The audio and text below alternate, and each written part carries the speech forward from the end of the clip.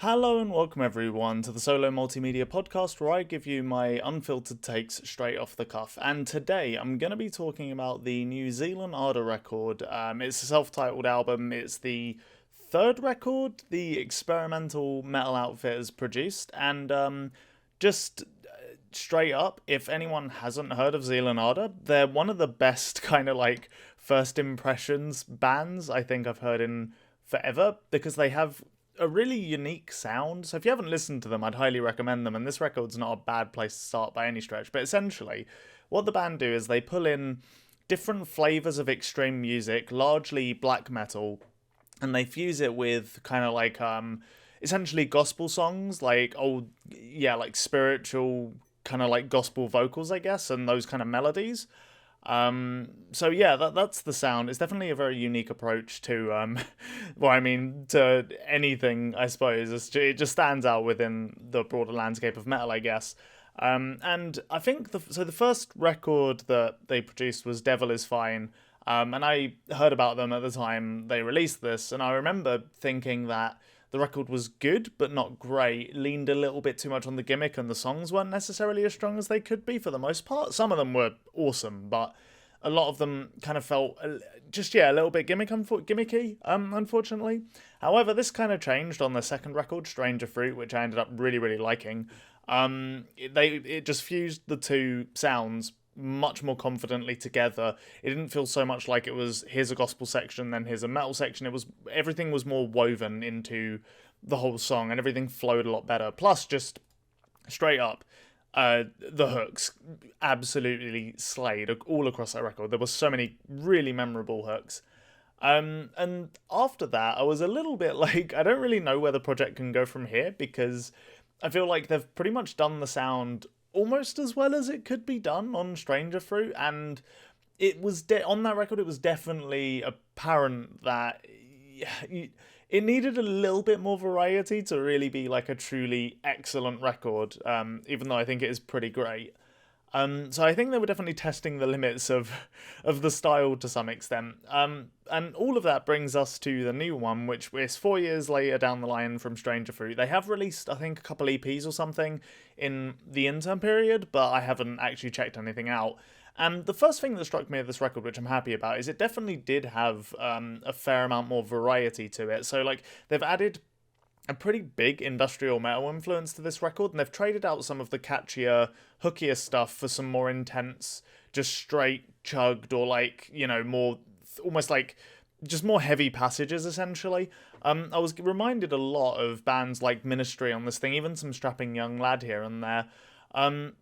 Overall, I think this record is really good, and I definitely think there'll be people that prefer this quite a bit to Stranger Fruit, just because it's, honestly, it probably is slightly better produced. Everything has a bit more punch. Also on Stranger Things, I felt like there were some parts that just sounded a little bit too electronic or digital, I guess. And that's less the case here, or at least it's still definitely the case here. But I guess it just fits it better because it's going for the more industrial kind of vibe. I think that's maybe what it is. I will say that I don't know what it is about the production, but I definitely prefer it on this record.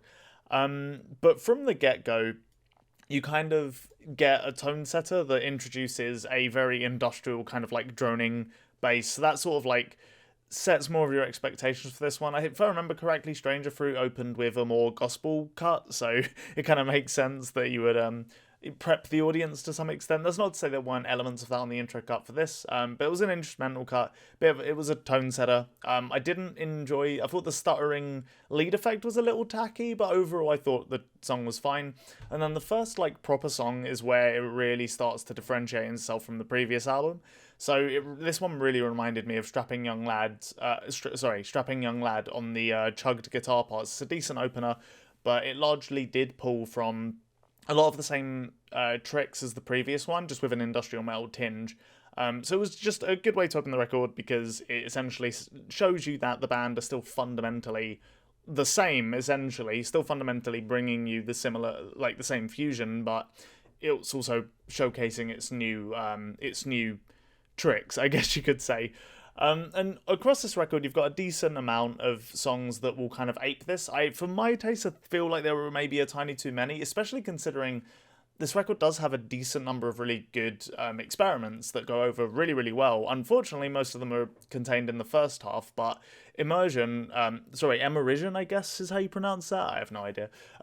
That's probably the first like big surprise on the record, at least for me. It starts with some almost like bright, I don't even know what you'd call it. I would almost go as far as to say like electro pop, but it's not quite as peppy as that, I guess. But it's in that realm, like very electronic, kind of like almost slightly pop influenced section. And then what it does is it essentially takes that melody or that vibe and bursts into a really bright black gaze passage. It reminded me a lot of something you'd catch on like a Death Heaven record for sure, but definitely through the lens of Zeal and Ardor. So I definitely really appreciate this track. I do wish it was perhaps a little bit more structurally ambitious, and that's honestly a criticism I'd probably have for the whole record.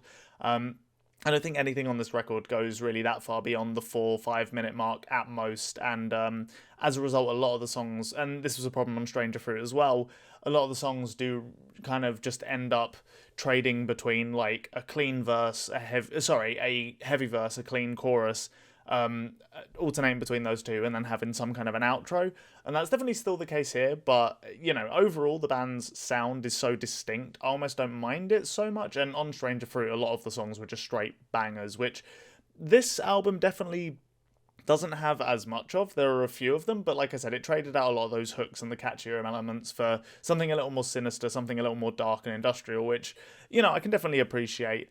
But to go on to some of the other experiments, the very next song after Immersion is Golden Liar, which is definitely came out of left field for me. It opens with an acoustic guitar, and the whole thing has a very heavy country flair to it, especially you've got these like whistles in the background that really add to that vibe.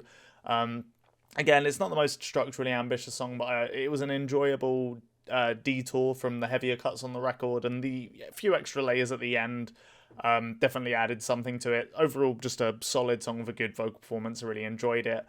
But then after this point, I feel like there were a couple less experiments, and as we get into like the back half of the record, you get just lots of kind of the heavier cuts. So one of probably the most underwhelming for me was towards the end, where I think the record runs into a couple different issues. But you've got the song Gotterdam Rung, which I hope, again, that's just such an odd pronunciation. But basically, it's a really short, heavy track with a bunch of kind of, what you would expect from extreme metal in terms of riffs.